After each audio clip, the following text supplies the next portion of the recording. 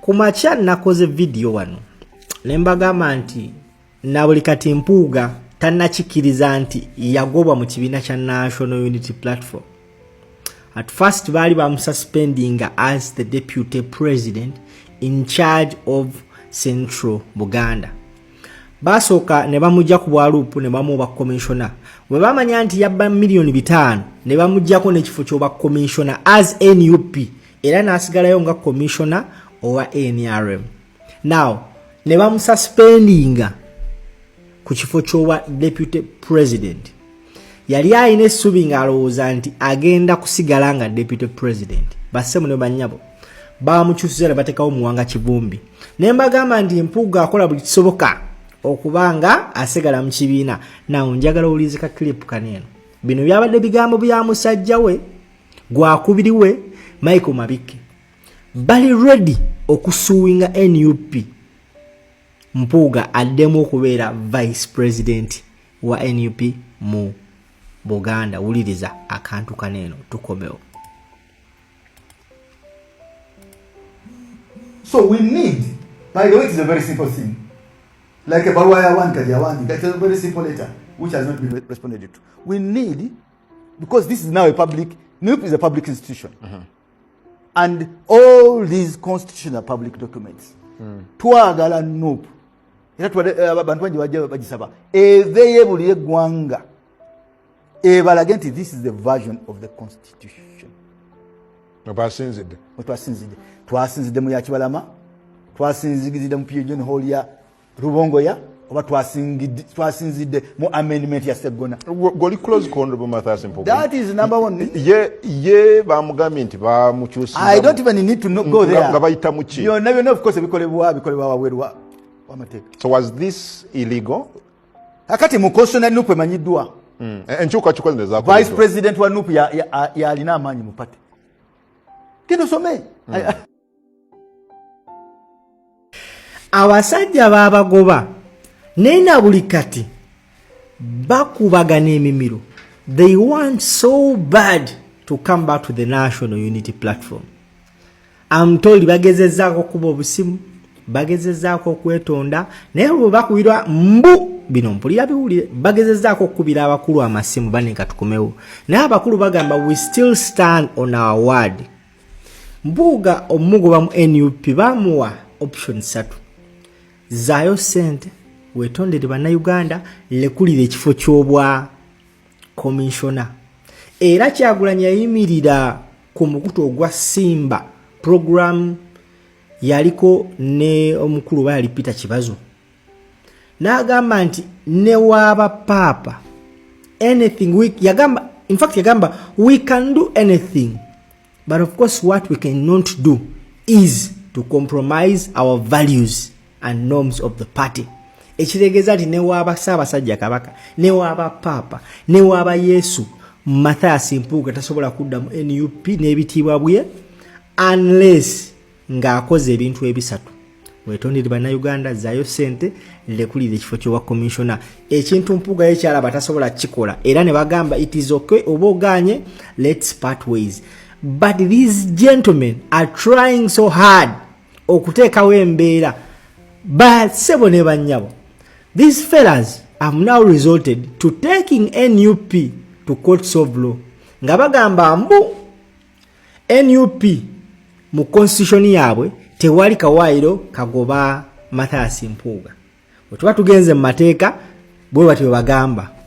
Na buli kati nga NUP yavuddeyo nerangirira Muwanga Kivumbi nga vice president in charge of Central Buganda, omukulu Mathias Mpuuga tannaba kukyusa intro ye ku social media platforms ze. Genda ku Facebook akulaga nti agamba nti NUP deputy president MP Nyendo Mukungwe bassebo ne bannyabo.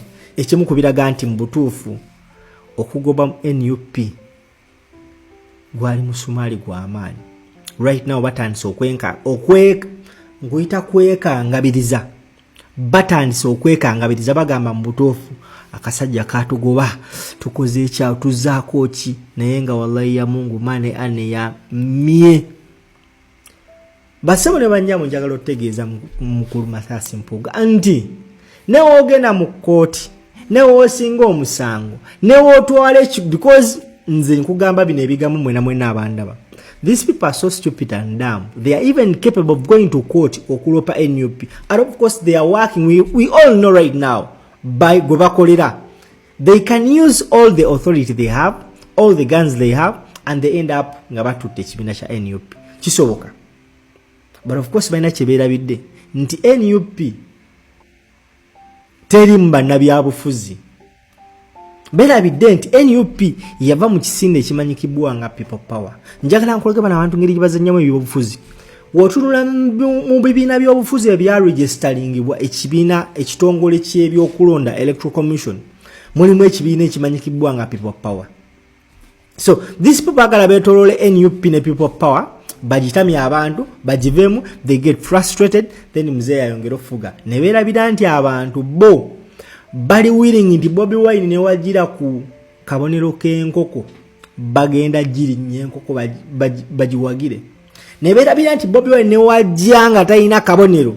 People love their leader, not the party. Tine wakira ku machanga tali mu NUP bano chebera bidde.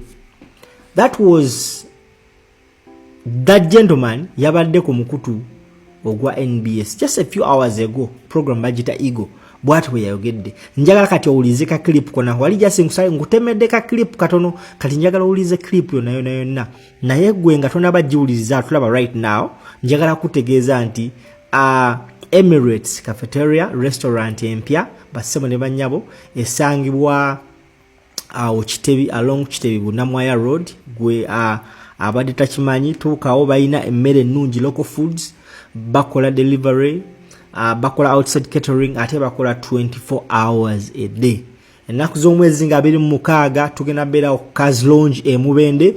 Yours truly DJ Simple MC ngina beera nga nkusakata omuziki ogwa kabiso. Make it a point to come and join us as we party.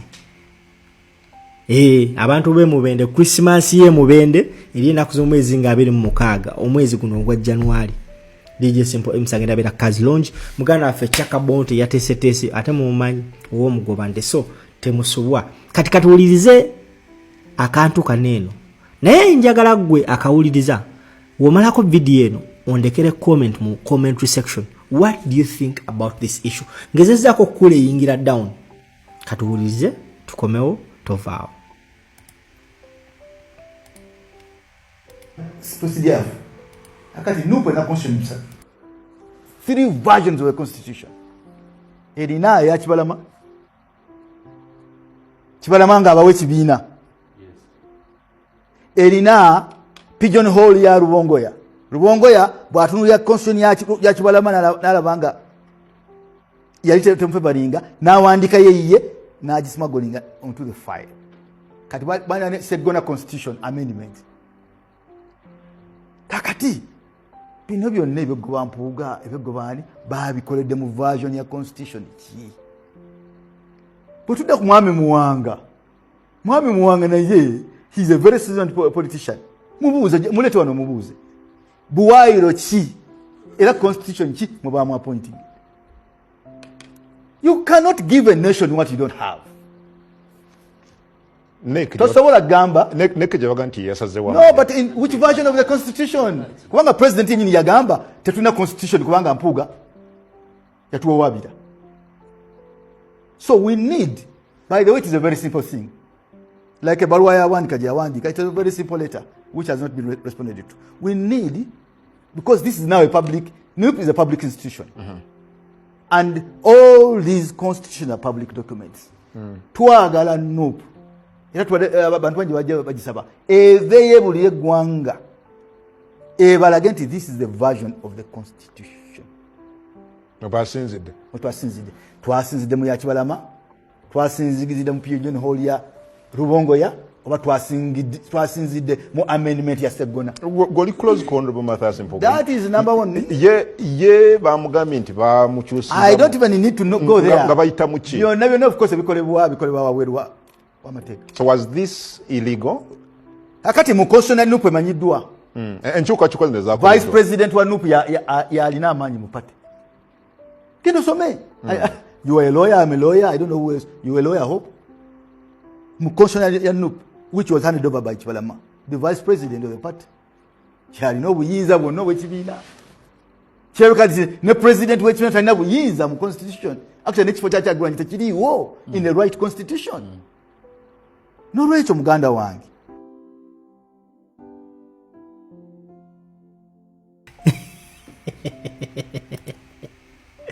Negwe bana abasajja balya mmere kitugimma abaana baffe. People don't want you in their party, but you still so much insist okubanga weesiba ku bantu. Nabuli kati bana abasajja tebannakitegeera nti bannayuganda baabakoowa. They have not yet realized it. Bafubye nnyo okwetugga ku bannayuganda mu kibiina kya NUP, because if you're saying muyina amaanyi like they say, if you're saying mwabaleeta Kyagulanyi like you always insinuate, luzungu nondo manyi kati akagamba simanyi gye kavudde wallahi insinuate kati tutambulira awo manyimu. If you're saying ndi mwabaleeta Kyagulanyi muyina amaanyi mwakedde ku makya ne mukola ekisinde kyammwe Democratic Alliance, abamu bagita Leaders Alliance, lwaki mukubagana emimiro olw'okubanga bakyusizza omuntu? I didn't expect a statement from that gentleman called Mabike, whatsoever his name is. Mugenda tuleetera ffe abataasoma tutandika kubasomesa, because mugezezzaako nnyo okwesiba ku bannayuganda nga Museveni weesibye ku bannayuganda. Kwegamba I don't know.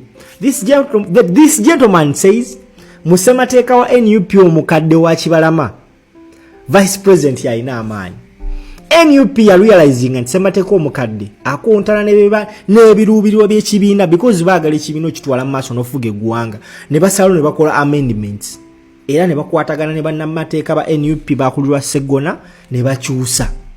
Era mu kukyusa yo semateeka gwatambulirako newankubadde nga baamuteekayo mu Electoral Commission olw'ensonga ffenna ze tumanyi, ne bagezaako okugaana omugazeetinga, ne bagezaako okugaana omufuula public, na buli kati bakwata semateeka ne bamukwasa. Semateeka etteeka ly'Uganda ligamba kola semateeka muwe ekitongole ky'ebyokulonda gye kirina okuba nga kiyisa semateeka oyo, na buli kati baagaana, tebawangana nsonga lwaki baagaana. Kyekibiina kigamba ffe tugendagenda ku semateeka ffe ge tukoze, ffe twamubawa ogwa ffe twagukola, buli kimu emisoso gyonna baagikola, ne bamukwasa Electoral Commission yekyaganya omugazeetinga olw'ensonga zabamu ze tumanyi nti baagala kubanga balemesa ekibiina kya NUP, baagala baki frustrating olw'okubanga kyakola omulimu gw'amaanyi nnyo okulabisa Museveni n'okumuwangula. So bo balowooza bannayuganda bagenda kutambulira ku ntoli zaabwe. Now bassebo ne bannyabo beba abasajja balemeddeko, baagala ekibiina kya NUP, tebalina kyakola. Ntegeezeddwa kubakuba amasimu ndi bannaye mutusonyiwe tukomewo. Abakulembeze bagamba bannaye ffe naffe tetulina maanyi. Amaanyi gali mu basimpo, amaanyi gali mu bantu, mugende mukole betwaba, because babagamba bakole ebintu bisatu: zaayo ssente, wetondere eggwanga, lekulira ekifo.